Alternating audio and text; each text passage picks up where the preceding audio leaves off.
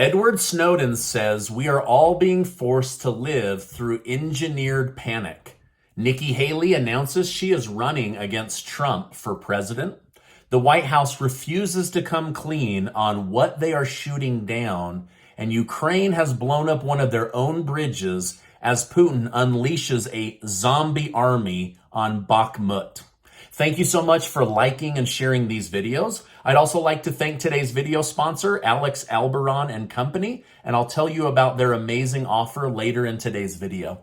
The much anticipated CPI report for January has been released. The report showed that inflation rose month over month, but has dropped slightly year over year. So basically, inflation has gone back up, but on an annual basis, it has come down a little bit. Now, they were expecting it to come down, so this flies in opposition to what was expected, but inflation has been cooling over the last 7 months, so I'm going to take this as a win, and I'm excited to see if we can continue to get this down and bring prices further back to what they were. However, I would be lying to my YouTube community if I didn't say things still seem incredibly expensive. Are you guys seeing prices come down where you live? Just last night, I was grocery shopping and noticed the price of butter has doubled at the grocery store, and gas is up 30 cents in the last couple of days. Now, the derailed train that caught fire while carrying loads of toxic chemicals is finally starting to get the attention it deserves. Pete Buttigieg is saying this isn't a big deal and the government has things under control. 2,000 people have been ordered to evacuate as the cloud of toxic dust settles over the town. One resident 10 miles away is claiming that her chickens are dying after breathing in the toxic chemical-filled air. But shockingly, residents are being told you're allowed to return back home. These chemicals, though carcinogenic, are low enough in parts per million that you can return home. Officials are leading residents to believe that the smell in the air is just smoke and not toxic chemicals, so take your family and go back home. Now, if you lived in this area, are you cautious or are you moving back home? I mean, I don't know. I would be very, very nervous based on the toxic chemicals in the area to return home. But the government seems to believe this is no big deal. Like, this is just one more thing that Pete Buttigieg says, we're going to get it better. We're going to get it better. So I don't know. But let me know what you guys would do if you were in this situation. Former governor of South Carolina and U.S. Ambassador Nikki Haley is now the first person to formally challenge Donald Trump in the Republican 2024 presidential race. Despite previously claiming that she would not challenge Trump, she appears to have changed her mind and made the announcement. Trump himself seemed a bit upset and stated, Nikki has to follow her heart, not her honor. Despite the criticism, Nikki has stated, I don't think you need to be 80 years old to be a leader in D.C. I think we need a young generation to come in, step up, and really start fixing things. So she's very optimistic, but we'll see how she does once she has to go up against Trump and possibly Ron DeSantis. She's already not doing very well in the polls. But let me know your thoughts down below. Would Nikki Haley be a good president of the United States? And do you think she even has a chance at winning? Like, is this really just her throwing her hat in the ring to potentially be picked as vice president should Trump win or whoever wins? Or is she setting herself up for a presidential run when Trump isn't involved in 2028? Let me know your thoughts down below. All right, now I have some really big news stories to share with you, but first, a quick word from today's video sponsor. I want to thank today's video sponsor, Alex Alberon and Company. Have you ever wanted to own an online business but didn't know how to get started? Maybe you've heard of people creating businesses that can sell through Amazon and Walmart. The online business space is growing faster than ever, and owning a business can be one of the best ways to build wealth in America. Think about this. The wealthiest people you know either have specialized degrees like being a lawyer or a doctor, or they own a business. Last year, my wife and I hired Alex and his team to help us build an online store.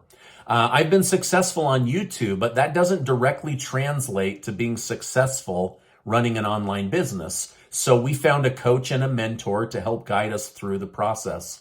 They helped us with setup, creating a logo, a business name, as well as finding a sweet spot between opportunity and personal passion. So if you'd like to invest in yourself and your future and want to own an online store, this could be a smart move for you. I've arranged for members of my YouTube community that are curious about learning more about owning an online business to have a free consultation with Alex himself to determine if owning an online business is right for you. I'll make sure to leave a link down below so that you can gather more information. Now, if this resonates with you and you meet the requirement, then I highly recommend scheduling a complimentary consultation today. All right, now let's get back to today's news update. Ukraine is under massive attack from the Russian army in the area of Bahkmut. Russia is coming at Ukraine like an army of zombies, according to Ukrainian military men. The battles are hours long and the people just keep coming and coming and coming, to the point where the Ukraine military had to actually blow up their own bridge in order to slow down Putin's military advancements. Now, one NATO leader said he's worried that this could get worse, much worse, as Russia continues to increase their army personnel and their weapon supply at a rate faster than all NATO nations combined. So Russia has really ramped up production, 24 hours a day of making new weapons and munitions. Russia hasn't even fully tapped into their partners either. They could tap into North Korea for weapons and for military men and women. They could also tap into Iran for more weapons and fighters.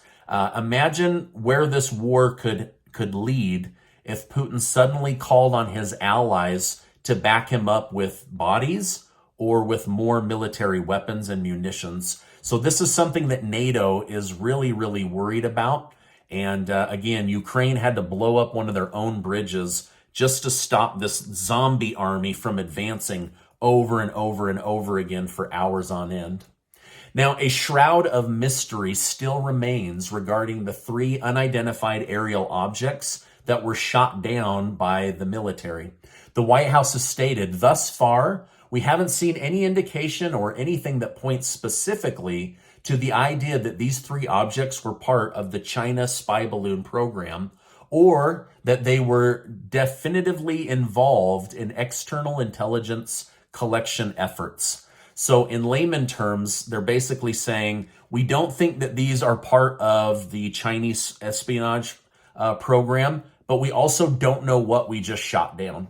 Now, the main issue with identifying the aircraft is retrieving the debris after it's shot down. Many of these have been shot down over water.